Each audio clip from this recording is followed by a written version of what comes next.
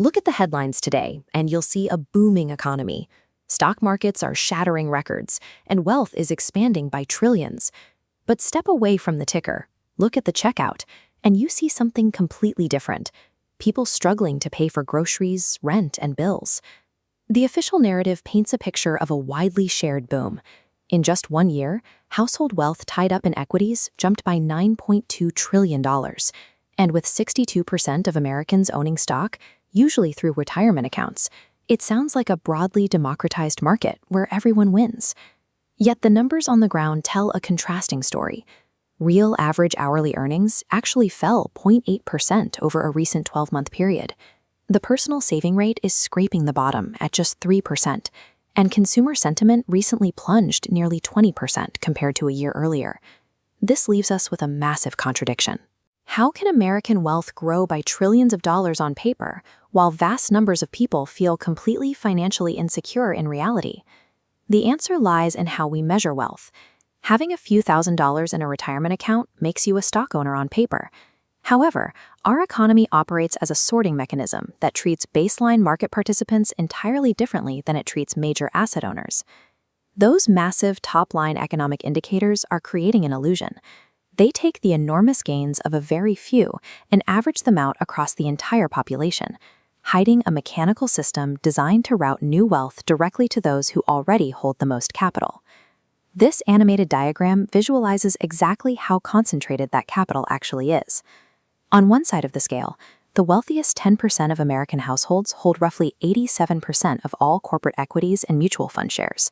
On the other side, the bottom 50% of households hold a combined total of about 1%. To see how that plays out, we can build a model based on real median holdings. Here is a starting portfolio for a family in the lower half of the income distribution, sitting at $12,600. Next to it is a portfolio for a family in the top 10%, starting at $608,000. Now, let's apply the exact same 16% market rally to both accounts. The percentage return is identical, but the mathematical trap is in the absolute dollars. The smaller portfolio gains a modest $2,000. The larger portfolio gains over $97,000 in a single year. And that $97,000 doesn't just sit there. The wealthy family can keep it invested to generate even more returns.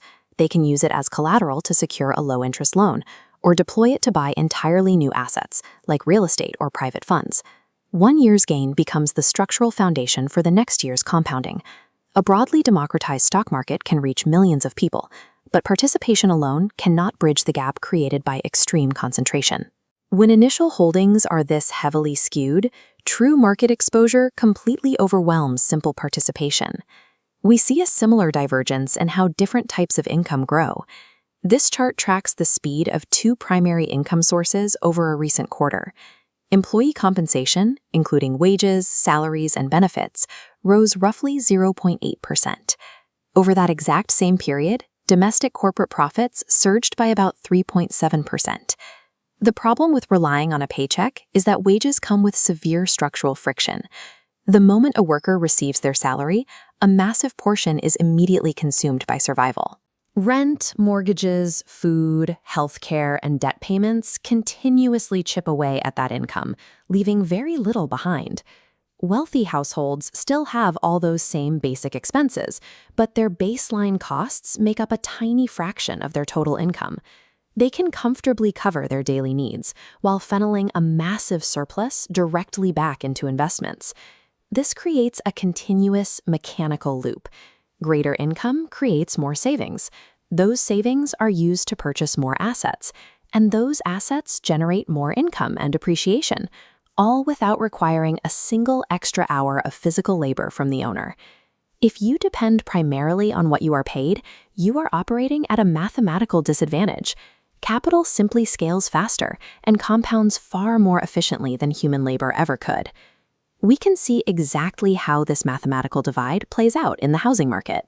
Over a recent span of just a few years, American homeowners saw their collective home equity explode, adding roughly $16 trillion in value. For existing owners, a house is a primary wealth generator that provides collateral for refinancing or funding a business. But that exact same economic event is devastating for those on the outside. Right now, nearly half of all renters in the U.S. spend more than 30% of their income on housing and utilities. For them, rapidly rising property values mean higher rent, larger down payment requirements, and an increasingly impossible barrier to entry. When housing costs consume that much of a paycheck, they erase the financial margin required to accumulate savings and join the asset-owning class. The housing market operates as a double-edged sword, creating intense wealth and severe financial hardship at the exact same time. Mathematically speaking, one person's asset appreciation is the direct cause of another person's affordability crisis. It is tempting to look at this divide and assume the ultra-rich are using a secret financial playbook or exclusive private equity deals to pull ahead, but the data shows they don't need to. They are pulling ahead simply because they already own a disproportionate share of the exact same public markets available to everyone else. This sorting mechanism is so powerful that it is stratifying even the wealthiest tiers. Individuals with over $30 million are seeing their investable wealth grow at a faster rate than ordinary millionaires, strictly because the massive scale of their starting positions allows them to lock up money for years and effortlessly ride out economic cycles. This concentrated wealth also creates a fragile foundation for the broader economy. Because the top 10% have experienced such massive asset gains, they feel confident enough to keep spending. This wealth effect props up national consumer spending metrics, making the economy look strong on paper, even while lower-income households are drastically cutting back. This is the mechanical reality of a K-shaped economy. Ownership produces appreciation. Appreciation produces collateral. Collateral provides access to better financing, and that access ultimately produces even more ownership.